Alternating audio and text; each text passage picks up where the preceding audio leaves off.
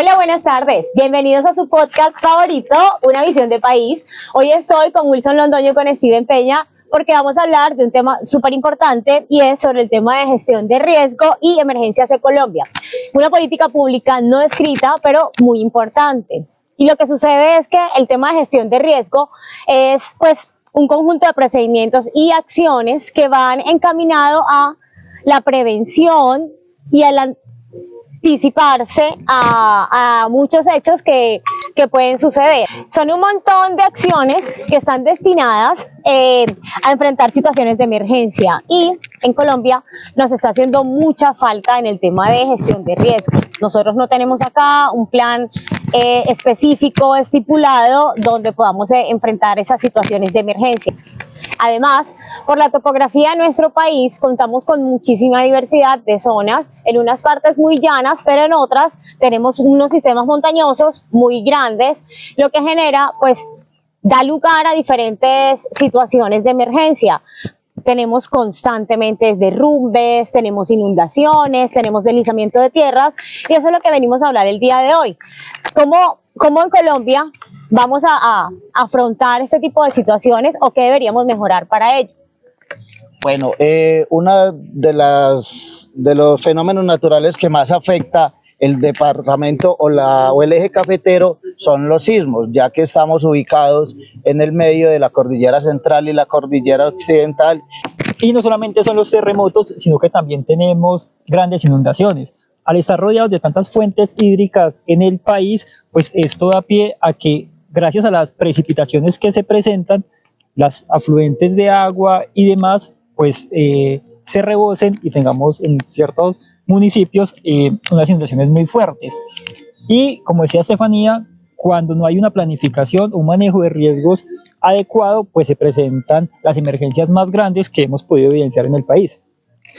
Claro, aquí también contamos muchísimo, sobre todo en esta zona del país, con deslizamientos de tierra muy recurrentes, sobre todo en Risaralda, muy específicamente en Pereira. Hay muchas invasiones, hay muchos barrios en las áreas de los ríos y nosotros constantemente estamos sufriendo deslizamientos que se llevan muchísimas casas, se han llevado barrios enteros.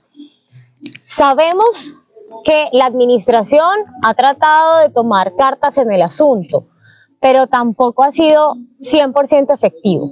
Aquí hay un problema, o sea, la problemática está también en las personas que no tienen conciencia sobre las situaciones que se viven, ¿sí? Hay muchas personas que viven en zonas de riesgo, en zonas que no están permitidas, pero la administración también debería tener una postura mucho más radical frente al tema. No debe ser sencillo, porque debe ser, primero, muchísimas personas por reubicar, y el tema educativo en ellos influye mucho, pero nosotros tenemos que tener una conciencia de que si no tomamos medidas al respecto, que si no tomamos unas medidas claras, vamos a seguir sufriendo de todas estas situaciones muy constantemente.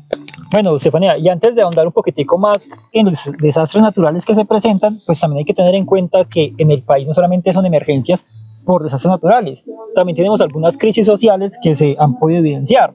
Un ejemplo de esto fue que tuvimos un paro muy fuerte, el estallido social que se presentó en el año 2021, que fue una crisis demasiado fuerte, que cuando eso pues estaba el presidente Iván Duque, y fue muy difícil manejar esa situación. Y además que veníamos de una pandemia que también es otra crisis que se presentó. Entonces, hacer ese manejo de las políticas públicas y tener una política pública para darle un adecuado manejo a las crisis es complejo precisamente por eso, porque no sabemos en qué momento se van a presentar. Entonces, ¿cómo vamos a escribir algo para una situación que aún no podemos prever y no sabemos qué va a pasar? Excepto pues los desastres naturales, que muchos son predecibles y se puede dar como un manejo. ¿O Wilson qué piensa? Sí, de pronto con el tema de los desastres naturales, pues digamos que podemos tener planes de prevención, pero más sin embargo también digamos nuestros gobernantes no hacen la tarea bien y no desarrollan todas las actividades necesarias para prevenir un poco más todo este tipo de desastres naturales. Entonces acá es donde empezamos a mirar qué manejo y qué gestión podríamos darle a esta política pública no escrita, porque bien o mal, aunque no está escrita, sigue siendo una política pública Súper que interesante. hay que darle manejo, y los gobernantes, los alcaldes, gobernadores, el presidente y demás ministerios, pues tienen que actuar frente a esto. Entonces, ¿qué podríamos proponer o qué podemos pensar acerca de estos manejos? Bueno, de pronto con mis compañeros lo hemos hablado en muchas ocasiones, el tema, por ejemplo, de las invasiones. Nosotros creemos que también es falta de gobernabilidad, ya que, pues, hombre, si se hace una invasión y la reportan, ¿por qué las autoridades encargadas no hacen reubicar, o sea, no reubican a esta gente a tiempo antes de que pueda ocurrir un desastre natural, por ejemplo, como el que ha ocurrido en Pereira, como el que nos decía ahora Estefanía? Sí, hay que prever y buscar la forma de movilizar a esas personas, o bueno, hacer un cambio de la ubicación geográfica de ellas que están ahí al lado, pues, del riesgo. Algo que ha sido muy marcado en nuestra región y pues acá cerca a nuestro municipio de Pereira es el municipio aledaño, el de La Virginia, que ha tenido en varias ocasiones inundaciones muy fuertes. Y creo que en la última, si mal no me equivoco, estuvo como el 35% del municipio inundado. Entonces estamos hablando que una gran parte del municipio pues estuvo bajo el agua. Pues decir bajo el agua, pues digamos que es algo exagerado, pero muchas personas tuvieron que dejar Una afectación en sus viviendas, en sus trabajos. de dejar todo su primer piso desalojado, pues porque el agua subió casi 90 centímetros en algunas zonas. Entonces, pues es imposible uno habitar en una casa que tiene agua pues a los 90 centímetros, ¿cierto? Usted ahí tiene su cama completamente inundada. Y ya es algo que se ha presentado recurrentemente. Entonces ahí es donde decimos, ¿qué han hecho las administraciones por esa situación?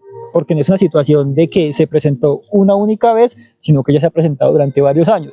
Y cuando llega el fenómeno de la niña, y ahí es donde principalmente el alcalde de La Virginia y el gobernador de Risaralda pues deben de tomar medidas con el tema del Jarillón, que va por el río Cauca y por el río Risaralda, pues para evitar que se presenten estas situaciones. Y allí es donde entra el tema de planificación y preparación.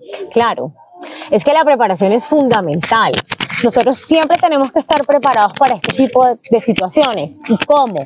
Eso se hace con una constante educación a las personas, se deben hacer simulacros, se debe hacer todo el tiempo una educación o un plan estratégico que ayude a mitigar, que nos ayude también a saber cómo responder frente a una emergencia, que ayude a las personas a saber qué deben hacer y cómo lo deben hacer, ¿cierto? Cuál es el tiempo de evacuación, cuáles son las rutas, los lugares de punto de encuentro. Todas estas situaciones son temas en que la administración debe tomar un control, porque nosotros sí tenemos control sobre la planeación preventiva. No podemos tomar control sobre lo que va a ocurrir en el momento, no podemos evitar el derrumbe, no tenemos la capacidad de adivinar cuándo va a suceder, pero sí tenemos la capacidad de educar a las personas en cómo deben accionar, cómo se debe actuar y además en qué cosas deben prevenir, qué cosas deben evitar para este tipo de inconvenientes. Bueno, sí, lo que pasa es que ahí hablando de ese tema, digamos que las autoridades en muchas ocasiones realizan bien la tarea, digamos, de hacer los planes de emergencia, como usted lo habla, de hacer los monitoreos y las alertas tempranas, pero ¿qué sucede? Sucede que cuando hay una emergencia, digamos que no le solucionamos a estas personas que resultan afectadas de raíz. Simplemente, pues lo que uno conoce es que las autoridades simplemente, digamos, les dan una solución parcial. ¿Y qué resulta haciendo esta gente en última? Pues volver a esos asentamientos, arriesgando sus vidas. Y a sus familias. Exacto. Entonces, yo digo que simplemente debemos desde las autoridades locales, departamentales y nacionales, tomar acciones de raíz, o sea, que solucione todos esos problemas, que no vuelvan a haber invasiones. Es que yo no entiendo porque hay invasiones y años después las autoridades se dan cuenta que se hizo una invasión en una zona de alto riesgo. Bueno, el tema de combatir las invasiones pues ya es un tema mucho más complejo, y es que en un país donde se ha visto tanto desplazamiento forzado, donde hemos hablado de que hay unas crisis no solamente sociales, sino crisis pues porque estamos en un constante conflicto armado, que eso es otra crisis y otra emergencia que se presenta en el país, pues obviamente debido a ese desplazamiento pues la gente llega a las ciudades principales a hacer Buscando oportunidades nuevas. a hacer su invasión y su asentamiento, ¿cierto? Y obviamente desde el gobierno nacional deben de haber planes para esto. Pero volviendo un poco al tema de la preparación y demás, hay algo muy difícil de controlar, y es que cuando se presenta una inundación, un deslizamiento, nunca se sabe dónde va a ocurrir, ¿cierto? Eso es algo momentáneo. Ni sabemos cuántos van a ocurrir. Exacto, entonces tiene que haber una respuesta inmediata. Y ahí es donde uno dice, venga, si yo genero una política pública que me ayude a mirar cómo actúo durante los riesgos, y la política pública está marcada y está puesta bajo un presupuesto, pues cuando se me presentan más de las emergencias, yo cómo puedo hacer una respuesta inmediata si no tengo el presupuesto. Entonces es donde se genera como ese choque tan complicado de las políticas. Y el tema de la recuperación, Steven, recuerda que el tema de la reconstrucción y recuperación es fundamental. Bueno, sí, lo que pasa es que, a ver, hablando un poco de lo que dice Steven, también nosotros en algún momento lo discutimos, es que desde el gobierno central se destinen más recursos, o sea, digamos que tenemos un promedio de lo que nos sucede cuando hay un fenómeno de la niña, por ejemplo. Entonces, ¿por qué no desde el gobierno central ampliar esos presupuestos para así, en caso de que las emergencias se nos crezcan, digámoslo así, porque digamos en este fenómeno de la niña nos ocurrieron 10 derrumbes, entonces bueno, para el próximo fenómeno de la niña preparemos presupuesto para 15, 20 derrumbes, porque siempre nos quedamos cortos en poder auxiliar a las personas que resultan afectadas. Listo, eso es un punto que se puede tener muy en cuenta porque es algo recurrente que viene pasando, pues el fenómeno de la niña con sus precipitaciones tan largas y demás, pues se podría ver por ahí. Pero cuando se nos presenta una crisis o una emergencia como la que pasó en el 99 con el terremoto de Armenia, que fue un terremoto muy fuerte, Wilson, que hablaba ahorita al inicio de los terremotos, que hubo muchísimos muertos, no solamente en Armenia, sino acá en Pereira. Entonces, desde el gobierno nacional, pues, hubo una respuesta casi inmediata, Sí, una respuesta. pero los organismos de socorro, cuando empezó todo eso, pues no estaban preparados para Sí, no daban una abasto. emergencia Claro. de tal magnitud, ¿cierto? Y ya estamos hablando de que fueron muchísimos los muertos, muchísimas las personas damnificadas que no tenían un techo, muchas casas caídas. La infraestructura toda se jodió. Partamos que en Armenia hubo un problema con la estación de bomberos que se desplomó. Entonces, si los organismos de socorro también están en emergencia, pues es más complicado actuar, Atender la emergencia. ¿cierto? Pero no podemos dejar de un lado que los gobernantes han descuidado muchas veces la situación. Sí. Y un ejemplo de ello también es lo que pasó en Armero. Falta de planificación, de organización. Se les había dado un estudio y se les dijo que debían de desplazar la gente de allí, o bueno, desplazar no, reubicarla.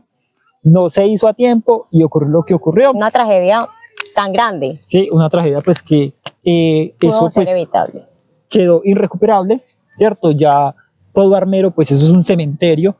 Entonces es muy complicado también cuando los gobernantes no se ponen en cintura y empiezan a actuar para estas situaciones. Bueno, muchachos, entonces, ¿a qué conclusiones llegamos nosotros con este tema de esta política pública no escrita?